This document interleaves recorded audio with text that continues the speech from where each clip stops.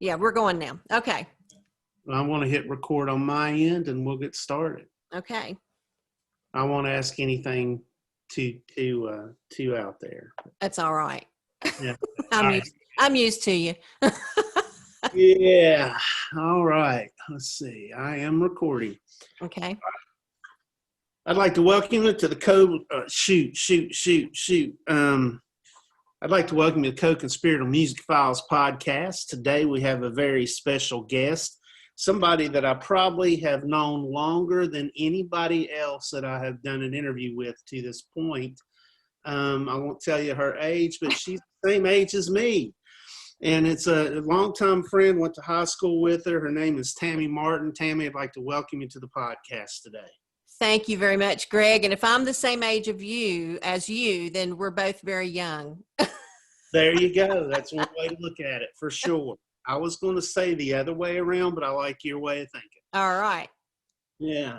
Well, Tammy, like I said, we go back a long way. We go back to high school, and you know, there was a lot of things that we've actually done together. But tell me what you're doing right now. I know that, you know, this podcast is about local artists in the music community. And so I just want to know what's going on with Tammy Martin right now, and then we'll get into the past. Okay, that sounds good. Well, currently trying to work on some new music since we're in this kind of quarantine phase. I do have some weddings upcoming that I'll be playing for, but I did have about 18 places to play for that got canceled due to COVID. So, you know, that's always disappointing as a musician, but we take that time to work on new stuff. And so that's what I've been doing as of late here in the last several months. And, you know, just hoping that things will change for us with this disease, and folks will be able to get out and make music, and folks will be able to come out and enjoy music. Yeah. Yeah, that's what we're all waiting for that opportunity for sure. You know, I probably should have said that you are a very talented musician, and you kind of lean toward folk music, don't you? I do. I was drawn at an early age to the music of our region. I love the music of our region, and of course played piano early on. And of course, you and I were in band together, and people do not realize just how much discipline that you learn if you're in the marching band or symphonic band, whether it's discipline and physical discipline on the marching field or with your music. You learn a lot of discipline. And so I always am grateful for that time in my life of learning music. But where was I going from this? What was the question? Oh, the Appalachian music. There, I'll get back to it. Uh-huh. Yeah. But my early 20s, even though I had been drawn to the music as an, you know, say middle school age child and then teenage age, my early 20s, I purchased my first folk instrument, which was an auto harp. And I had a beautiful friendship with Jeanette Carter of the Carter Family Fold, and she loaned me a mountain dulcimer that she had received for pay one time doing a concert in Kentucky. So I had those two folk instruments. And then I saw John McCutcheon, just a world-renowned hammered dulcimer player, in concert at my local college at Emory Henry College, and fell in love with the hammered dulcimer. Mm-hmm. So that's my primary instrument, even though I have branched out to upright bass and a few other things. But the hammered dulcimer is my primary instrument, and I love sharing the sound of that instrument and sharing the history of it, because it's not an American instrument. It's a Middle Eastern instrument, but it has some ties to colonial America when it finally made its way over here. Mm-hmm. So yeah, I love our Appalachian music. I love all kinds of music, and I think any really good musician will listen to all types of music and get influences that way. Yeah. So I have started calling what I play Appalachia easy listening. That's good. It's real good. Yeah. That's pretty cool. Well, you just answered about 4 of my questions. I was going to hit several of those things, and we'll probably hit them a little bit more in depth. But yeah, Okay. so you played a hammer dulcimer, mountain dulcimer, and the auto harp, and I didn't know about the upright bass. That's pretty cool. Yeah, I picked that up in the last probably 10 years with the group that I played with, Fire in the Kitchen. Hmm. We were an Appalachian Celtic group that started in 2002, and we just had a wonderful time. But after 17 years, in December 2019, we decided it was time to stop due to some health issues of one person and job uh, restraints and things for another person. Right. And it was just, when it's time. You've been in lots of groups, and you were in that famous group Acoustic Air many years ago. So Oh yeah, for sure. We didn't have a 17-year run, but yeah, Acoustic Air was a little duo that me and Tammy was doing at the time. We played some restaurants, got some free food, a little played, bit of money, gas yeah, money. yeah, played some weddings and stuff, and it was just really cool. I love the 2 instruments together. I love the hammer dulcimer and the acoustic guitar. I do Uh, too. just really sound great together. Yeah. You alluded to the fact that you had a friend that loaned you your, I guess, the first mountain dulcimer. Yes. Um, that's a really good relationship that you had. Won't you tell us a little bit about that? I will. For your listeners who may not be familiar with the Carter family fold, it's located in Macy Springs, or also known as Hilton's, Virginia. And the original Carter family was AP, Sarah, and Maybelle Carter. And back in the 20s, they toured this area. They were from Scott County, and actually were part of the big bang of country music. They did the first recordings in Bristol in July 1927. But AP and Sarah were husband and wife, and they had 3 children: Gladys, Jeanette, and Joe. Jeanette was asked from her father to carry on the family's music, and in like 1974, she opened up what's known as the Carter Family Fold. It's still running to this day, where there's music every Saturday night and old time dancing, and of course, Johnny Cash would come there because Mother Maybelle was part of the original Carter family, and she was actually a cousin to Jeanette's mother. I know this is getting all convoluted, but anyway, so Johnny Cash would come and do programs. But when I was in college, I went to interview her. I had been attending concerts down there for several years, and she was just a humble, sweet person, but very had a lot of business sense. Otherwise, she couldn't have made that venue run. But just a wonderful person, and I wanted to get to know her better. So I interviewed her, and it was like we had been old friends. And I would go stay down there and help with the festival and different things that would be going on. So it was a great, great friendship. Just I was immersed in the music, and we lost a great person of our region. I think she passed in 2006. It's been a while, but anyway, feel very lucky to have had that friendship. Yeah, I thought that was really cool. And I know because of, I guess we were playing together at the time, I got to meet her with you and actually got to play on the Hilton stage. We And did at the Carter Fold stage one Christmas. We yeah, sure did. so that was really kind of cool. And you're right, she was a very special person.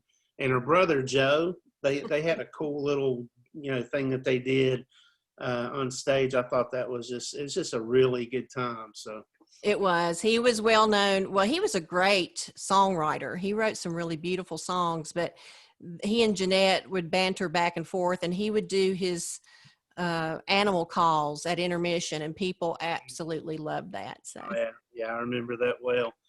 Yeah, so that's pretty cool. So you've been kind of immersed in the whole Appalachian music thing, and you play the hammered dulcimer. Now in band, I was trying to remember, you played clarinet in band, didn't you? oh no, I played trumpet, Gregor, How in the world could I right forget? there with you. Oh man, Sorry about that. I was That's trying okay. That's okay. my best to figure out what you played, and for some reason, clarinet came to mind. Okay, sorry about that. I can't That's all believe right. I stepped on a fellow trumpet player. All right, so I know that Fire in the Kitchen, you guys had a 17-year run. That's incredible for a band. It really is. And we kept reminding ourselves that as well. You know, when we got to the 5-year mark, we're like, wow, we've been together 5 years. Wow, we been together 10 years. And it was bittersweet when it ended, but it was time. And I'm still all along of Fire in the Kitchen. I continued my solo work. I started doing solo playing in 1990 on the Hammered Dulcimer. So I've done festivals and church services and weddings and heritage festivals, different things such as that. And I've also been involved with the junior Appalachian musicians along the way, helping them. That's another thing, but helping spread the Appalachian music. Mhm. But while doing Fire in the Kitchen, I continued my solo music as well, and I'm glad I did. It helped me as a musician. It helped our group as a musician, and now I'm continuing my music as well. I'm not ready to give up music till one foot in the grave. I'm right there with you. So now you guys, 17-year run. There's something special. Don't you guys have like a CD somewhere special?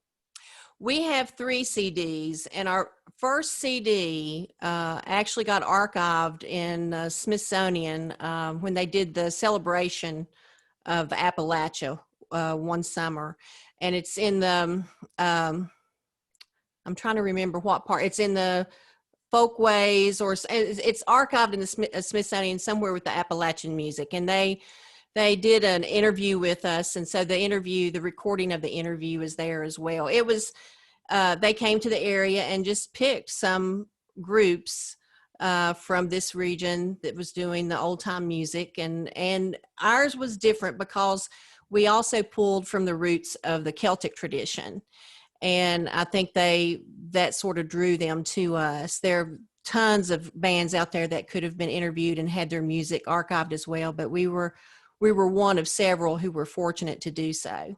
Right. Yeah, I think that's really cool. I don't know anybody else that plays that has their CD in the Smithsonian. That's pretty cool. Yeah, yeah, Pretty awesome. yeah. So now the Hammered Dulcimer, I see it in the background. We're Yes. doing this via Zoom. Mhm. It's a beautiful instrument. First time you played it for me, it just blew my mind. Tell us a little bit about that and what's your captive. What about that just really drew you in? Sure. Well, this one is my 4th one. I still own 3. I sold the very first one I had, but they all, depending on the maker, they all have just a little bit different sound, or more sustained, a brighter sound, or more muted sound. But one thing that I loved about the Hammer Dulcimer is you could play it solo and sound like 3 or 4 musicians, or at least 2 or 3 musicians. It accompanies itself. And also you're using, they're called hammers, wooden mallets, and you're striking the strings. So it's very, very percussive. And, you know, both of us being in marching band, we loved those drums when they would kick off, you know. So I've always loved to beat on things.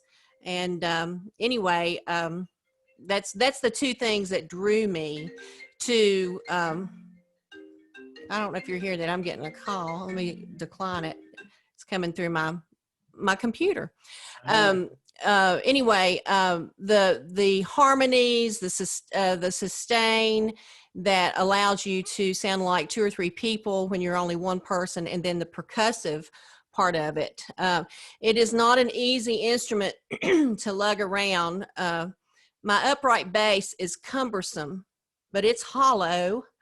And it's lightweight. It's lighter weight than a hammer dulcimer. Depending on the size of your hammer dulcimer, it can be from 20 to 30 pounds. wow. So it's not an easy instrument to tote around. I have a couple of buggies that I use and everything, but like I said, it actually is a Middle Eastern instrument, and different countries adopted and adapted the instrument, and it finally got over to the United States in colonial days, and they actually played it like a bell player would play with some type of harness or straps. They played it on the streets of colonial Williamsburg.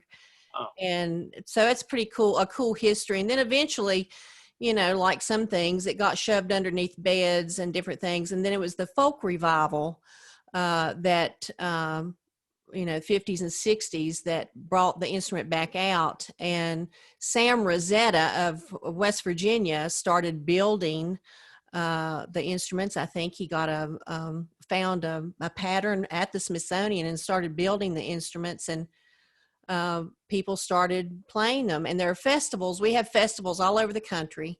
And we also have our own magazine that's both for Hammered Dulcimer and Mountain Dulcimer. So people started playing the instrument and became more popular. And it's just amazing the things you can do. You can play jazz on it if you wanted to. Also, I'm trying to think some of the other music that is unique. Klezmer, you can do klezmer music on it. So it's a great instrument. Tell me what klezmer music is. Klezmer is like of the Jewish tradition. Okay. Yeah, and the scales related to that type of music. But yeah, it's I love to listen to it. You don't find too many klezmer players around, but you can tune your notes up and down and get the notes that you need. It's not a fully chromatic. The Hammered Dulcimer is not fully chromatic, even though I think someone out there has developed one. But as you know, the more notes you get on an instrument, the bigger it gets and the heavier it gets. So yeah, you'd end up having to buy a truck to haul it. Yeah. All the times we played together, I don't think I ever picked it up. So I had no idea it weighed as much as you just said it did. Right. So. I probably didn't want you to pick it up everybody will say, can I carry that for you or whatever? And the older I've gotten, yes, I will let them once I've got it secured. But I would always say, I know I better carry it, because if you drop it, I'll be mad at you. Yeah.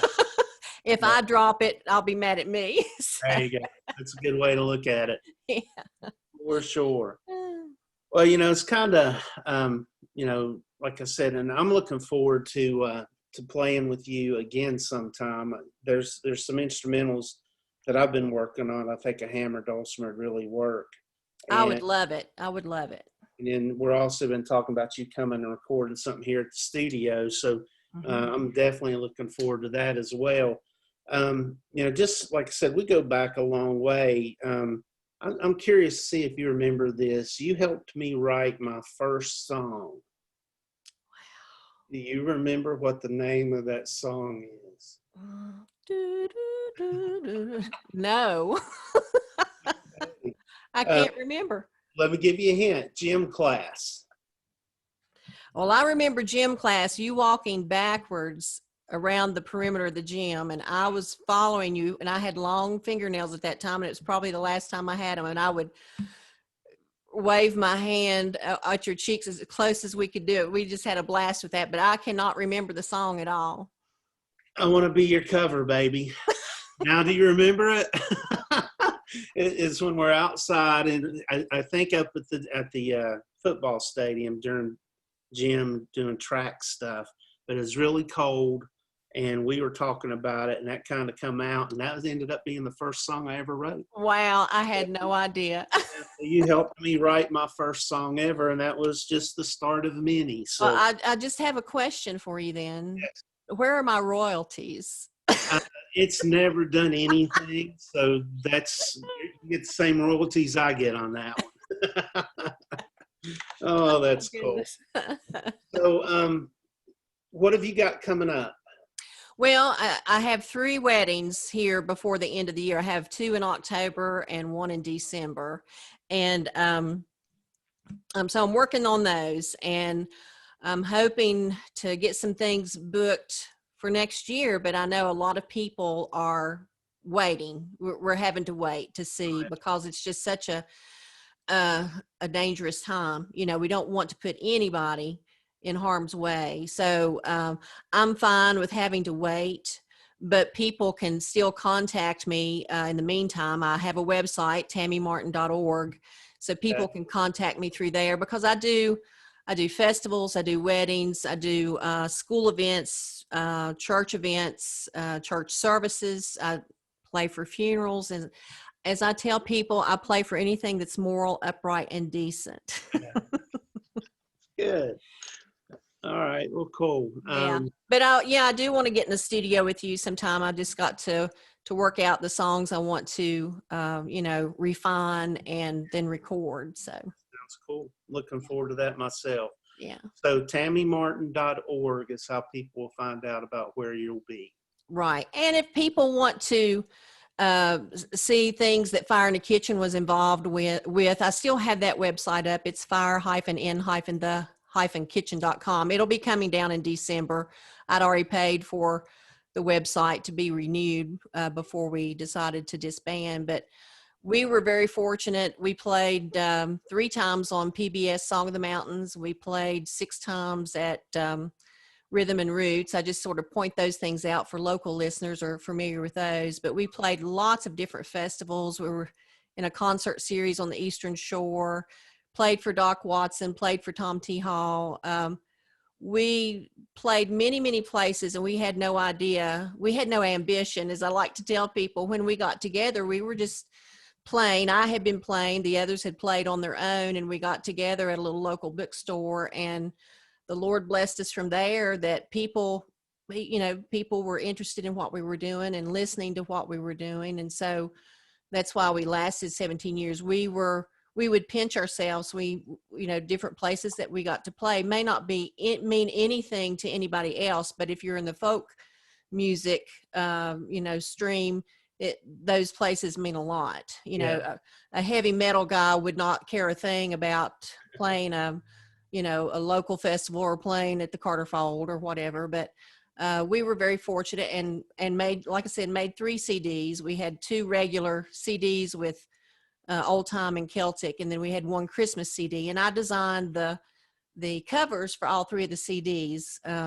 So I like to do some graphic stuff like that, sketch around. So anyway, but we had a good time and a good run. And so if people want to see, before it comes down, if people want to see where all we played, they can go to the schedule and the schedule archive on the Fire in the Kitchen website. All right, well, cool. Well, Tammy, I really appreciate you being a part of the podcast today. I've enjoyed, knowing you all these years. And, I was just sitting here thinking of the many things that we have been involved in, together. We were in Crossroads, which is a gospel group. Mm-hmm. We were in Acoustic Air, which was the Hammered Dulcimer guitar duet. Mm-hmm. And, we've done some things together, and like I said, looking forward to doing some more here in the future. And I'm all for it. You guys, if you ever get an opportunity to see this lady play, it's something you definitely need to do, because she is gifted on her instrument, and it's just something to see. So be sure to check her out at tammymartin.org, and be looking to catch her playing music sometime when this whole pandemic thing's over. And I'm looking forward to hearing you play when the pandemic's over too. Me too.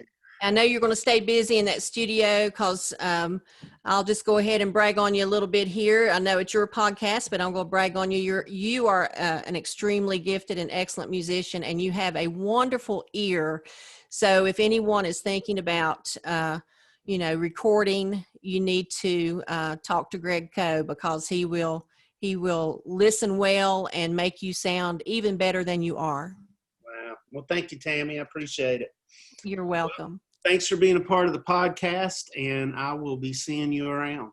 All right. Thanks, Greg. I'll talk to you soon. All right. And until next time, be sure and get out there and support your local music community. And we are out. Thank you, Tammy.